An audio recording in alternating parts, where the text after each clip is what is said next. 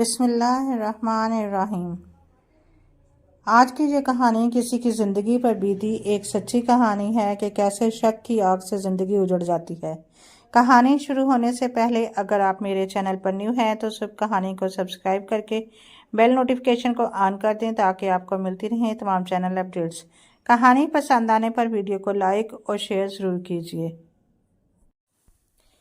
جب یہ خبر ملی کہ رابعہ کے بھائی منان نے اپنی بیوی اور 3 خوبصورت پھول سے بچوں کو موت کے گھاٹ اتار دیا ہے تو ہم بھی سکتے میں رہ گئے۔ منان کا گھر ہمارے پڑوس میں تھا۔ وہ کافی عرصے سے کسی ذہنی پریشانی میں مبتلا تھا۔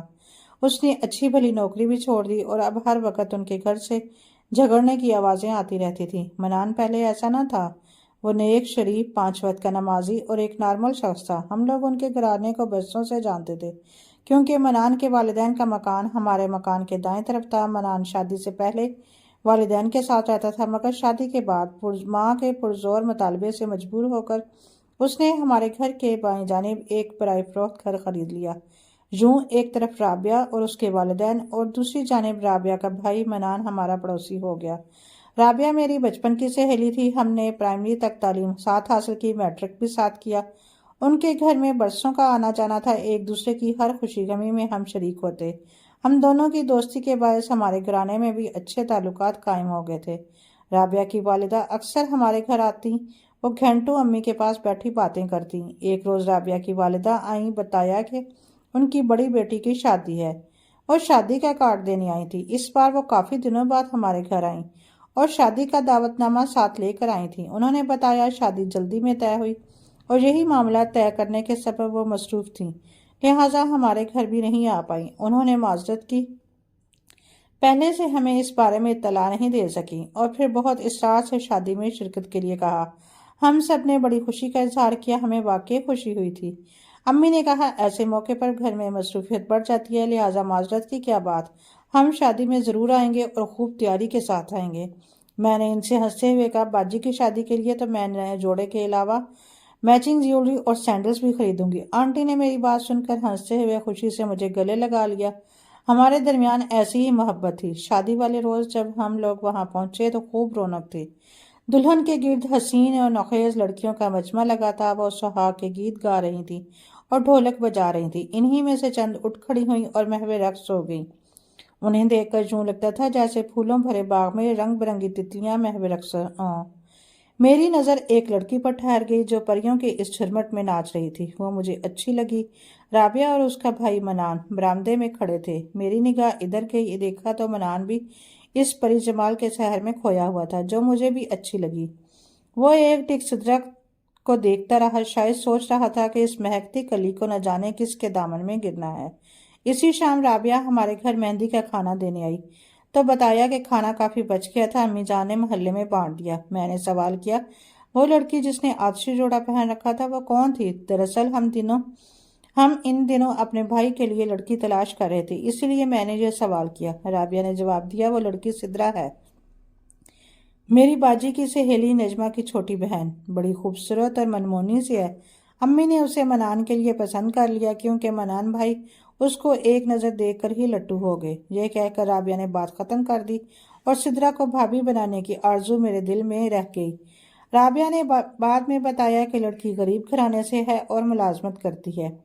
امی اس کو بہو بنانے کے حق میں نہیں ہے، لیکن منان بھائی اس چیز پر اصرار کر رہے تھے کہ اس لڑکی سے ہی شادی کرنی ہے۔ گویا شادی کا ہنگامہ تو ختم ہو گیا مگر منان کے دل میں شورش جنوں سے ایک اور ہنگامہ اٹھ کھڑا ہوا۔ جب سے اس حور شمائل کو محو رقص دیکھا تھا، حواس جاتے رہے، کھانا پینا حرام ہو گیا۔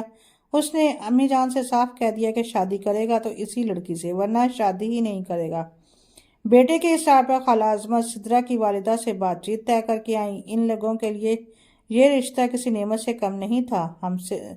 ہم سدرا اس رشتے پر راضی نہ تھے۔ وہ نوکری کے مزے لوٹنا چاہتی تھی جبکہ خالہ نہیں چاہتی تھی ان کی ہونے والی بہو ملازمت کرے۔ لڑکی نے شرط رکھ دی شادی اسی صورت میں قبول ہے اگر سسرال والے ملازمت پر اعتراض نہ کریں اور ملازمت شادی کے بعد بھی جاری رکھنے کی اجازت دیں۔ منان تو عشق میں دیوانہ ہو گیا، والدین پر دباؤ ڈالا یہ شرط منظور کر لو کیونکہ عورت کے ملازمت کرنے میں کوئی عیب نہیں۔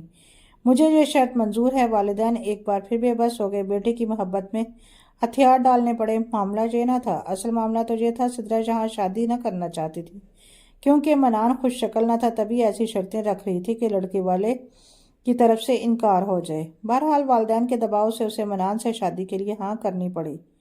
सपनों की रात जब दूल्हा ने दुल्हन का घूंघट उठाया, वो महबूत होकर रह गया। सहेलियों ने 16 श्रृंगार करके दुल्हन के हुस्न में 4 चांद लगा दिए।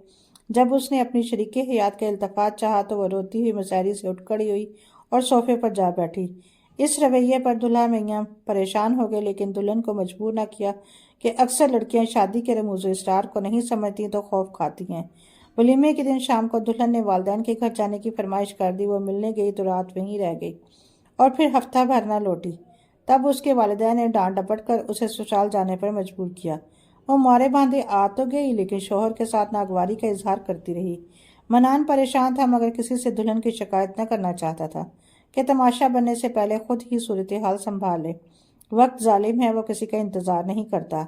दुल्हन को भी दुल्हा की आरजुओं से समझौता करना पड़ा, क्योंकि मनान ने शर्त आयद कर दी थी कि अगर तुम मेरी ना बनोगी तो फिर मैं मुलाजमत के लिए तुमको घर से बाहर जाने की इजाज़त भी ना दूंगा। तुम घर से कदम ना निकाल सकोगी।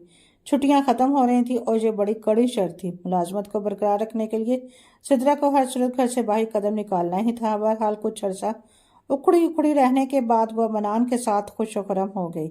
इस दौरान 3 बच्चे भी जगह बाद दीगरे हो गए। सिद्रा ने फिर भी मुलाजमत न छोड़ी। वो बच्चे सास नंदों के हवाले करके चली जाती। यूं 6 बरस बीत गए। नंदों ने उसे मजबूर किया, या तो वो मुलाजमत तर्क कर दे या फिर अलहदा घर में रहे, अपने बच्चों की खुद परवरिश करे।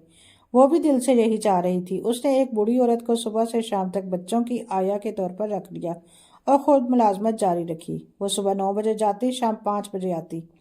मनान की मुलाजमत अच्छी और माकूल तनख्वाह थी। वो भी सुबह का गया, शाम 5 बजे लौट कर घर आ जाता। इस दौरान बच्चे आया के साथ घर पर होते। अलहदा घर में रहने के साल के बाद मियाँ बीवी में किसी बात पर झगड़ा शदीद होने लगा।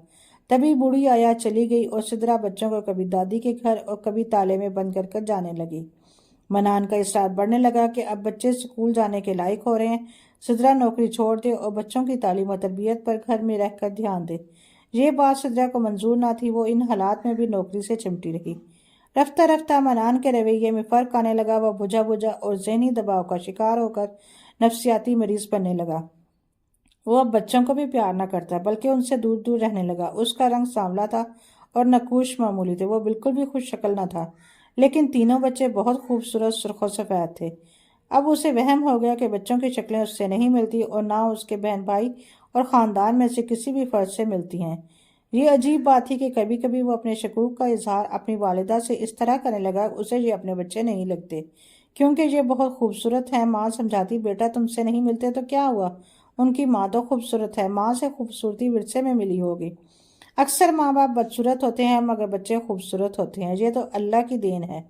एक रोज़ मनान खुद एक माहिर नफ्सियात डॉक्टर के पास चला गया, क्योंकि वो अपनी अजीबोगरीब किस्म की सोचों से तंग आ गया था। ये सोचें खुद ब खुद उसके जहन में वारिद होती थीं, जिनसे वो सख्त जहनी अजियत में मुब्तला रहता। उसने अपने खदशात का डॉक्टर से तज़किरा किया कि उसके बच्चे उससे नहीं लगते क्योंकि वह बहुत खूबसूरत हैं, जबकि वह खुद एक बदशक्ल सा इंसान। उसने बताया वो इस वहम को अपने जहन से निकालने की बहुत कोशिश करता है, लेकिन जैसे उसकी सोचों से सिमट गया। डॉक्टर माहिर नफ्सियात था, उसका मसला अच्छी तरह समझ गया।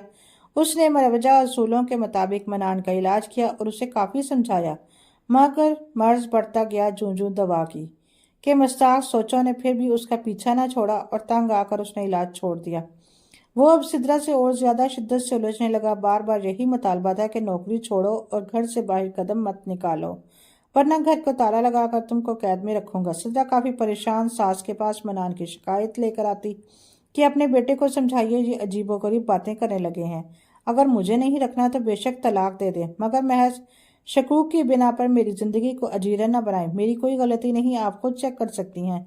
सिद्रा ने गलत नहीं कहा था, वो फितरतन अच्छी थी, लेकिन उसकी एक जिद सारे मामलात बिगाड़ रही थी कि मुलाजमत नहीं छोड़ेगी। उसने नौकरी छोड़कर मसले का हल ना निकाला और यूं मनान की जहनी बीमारी रफ्ता रफ्ता बढ़ती गई। अब उसकी सोचें किसी और सिमत में सफ़र करने लगी। उसने झंझला कर अपनी खराब जहनी कैफियत के तहत अच्छी भली मुलाजमत छोड़ दी और मुसलसल बीवी का पीछे करने लगा। ایک دن اس نے دیکھا کہ اس کی بیوی محکمے کے دفتر جانے کی بجائے دفتر کے نزدیک ایک عمارت میں چلی گئی۔ اس نے چوکیدار سے پوچھا کیا یہ عورت پہلے بھی اس جگہ آتی جاتی ہے اور جہاں کون رہتا ہے؟ چوکیدار نے بتایا محکمہ کا بڑا افسر جہاں بیٹھتا ہے اور یہ بیوی اکثر جہاں آتی ہے، ان صاحب کے پاس دفتر میں بیٹھی رہتی ہے، کبھی کبھی صاحب مجھ سے ہی ان کے لیے چائے اور کھانا وغیرہ منگواتے ہیں۔ یہ سن کر منان کا دماغ گھوم گیا، وہ ماں کے پاس گیا، کہا کہ اس کا شک درست تھا، سدرا بدچلن ہے، یہ اپنے افسر کے ساتھ اس کے فلیٹ پر تنہا ٹائم گزارتی ہے۔ ماں نے سمجھایا بیٹا بغیر دیکھے بہو پر بدچلنی کا الزام لگانا درست نہیں، ممکن ہے وہ آفس کے کام سے اپنے بڑے صاحب کے پاس جاتی ہو، اور یہ بھی ممکن ہے بڑے صاحب کا ایک ذیلی دفتر ہو۔ یہ تعویل منان کو بہت ناگوار گزری اور وہ اپنی ماں سے بھی ناراض ہو گیا جو اس کی حمایت کرنے کے بجائے بہو کا ساتھ دے رہی تھی۔ وہ گھر آ کر اپنی سوچوں سے الجھتا رہا اور پھر کسی خطرناک ارادے میں غرق ہو گیا۔ اس کی ذہنی رواب پوری طرح بہک چکی، اسے یقین ہو گیا اس دنیا میں اس کا کوئی ہمدرد نہیں، حتیٰ کہ اس کے اپنے گھر والے اور ماں تک سدرا ہی کی طرفداری تھی۔ جب سجا گھر لوٹی اس سے خوب جھگڑا کیا، جھگڑتے جھگڑتے رات بیت گئی۔ اس بے سکونی میں کسی نے کھانا بھی نہیں کھایا، روتے سجکتے ڈرے سمے بچے بالآخر بھوکے ہی سو گئے۔ سدرا نے بھی ذہنی اذیت سے فرار اختیار کرنے کی خاطر نیند کی ایک گولی کھا لی تاکہ کچھ دیر تو سکون سے سو سکے۔ وہ اکثر جھگڑے کے بعد خواب آور گولی پھونک لیا کرتی تھی تاکہ ٹینشن کی کیفیت میں شب بیداری کا عذاب نہ سہنا پڑے، کیونکہ صبح اٹھ کر آفس جانا ہوتا تھا۔ اس کے سوا سدرا کو کوئی اور حل نظر نہیں آتا تھا، کیونکہ منان کو سمجھانا اور قائل کرنا اس کے بس کی بات نہیں تھی۔ شاید وہ قائل معقولیت کی باتوں سے آگے نکل چکا تھا۔ آدھی رات کے بعد جب سدرا اور بچے گہری نیند سو رہے تھے، اپنی سوچوں کے سلگتے الاؤ کی اذیت برداشت نہ کرتے ہوئے منان نے وہ کام کر دیا جس کا کوئی تصور بھی نہ کر سکتا تھا۔ اس نے تیز چھری سے پہلے بچوں کے باری باری گلے کاٹے، پھر بیوی کو بھی اسی طریقے سے موت کی نیند سلانے کے بعد اپنے گلے پر چھری پھیری۔ تاہم وہ زندہ بچ گیا کیونکہ اللہ تعالیٰ کو اسے نشان عبرت بنانا منظور تھا۔ صبح صبح دودھ والے نے حسب معمول دروازہ بجایا، کوئی در کھولنے نہ آیا۔ اس کی نظر دفتن چوکھٹ پر گئی جہاں سے خون کی لکیریں بہہ کر باہر آ چکی تھی۔ اس نے گھبرا کر محلے والوں کو اطلاع کی، سارے محلے میں ایک شور مچ گیا، پھر پولیس آ گئی۔ دروازہ توڑ کر جب وہ اندر داخل ہوئے تو بڑا ہی بھیانک منظر تھا۔ لہو کمرے سے صحن میں بہتا ہوا بیرونی دروازے کی چوکھٹ تک آ چکا۔ اس دلسوز منظر کو دیکھنے کی کسی میں تاب نہ تھی۔ بدقسمتی سے منان صرف بے ہوش ہوا تھا، اس کی شہرگ کٹنے سے بچ گئی۔ ہوش میں آنے کے بعد وہ سلاخوں کے پیچھے تھا۔ ڈی این اے کی رپورٹ نے ثابت کر دیا کہ تینوں بچے اس کے لخت جگر اس کا اپنا لہو تھے، اور یہ حقیقت سبھی کے لیے اور بھی افسوسناک تھی کہ معصوم بے گناہوں کے خون سے ان کے حقیقی والد نے ہی رنگ لیے تھے۔ خدا ایسے نفسیاتی مریضوں سے بچائے جو اپنا علاج کرانے کے بجائے دوسروں کی زندگی کو اپنے شکوک و شبہات کی بھیڑ چڑھا دیتے ہیں۔ تاہم اگر ایسے لوگوں کی سمجھ میں یہ بات آ جائے کہ ان کے ساتھ کوئی سنگین نفسیاتی مسئلہ ہے تو سارا مسئلہ ہی حل ہو جائے۔ حقیقت یہ ہے کہ ایسا مریض خود اپنا مرض پہچان نہیں سکتا، سو اس قسم کی صورتحال میں گھر والوں کو کسی نہ کسی تدبیر کے ذریعے انہیں علاج پر آمادہ کرنا چاہیے تاکہ وہ دوبارہ نارمل زندگی کی طرف لوٹ سکیں۔ اگر آپ کو میری آج کی ویڈیو اچھی لگی ہے تو پلیز لائک اور شیئر کیجیے۔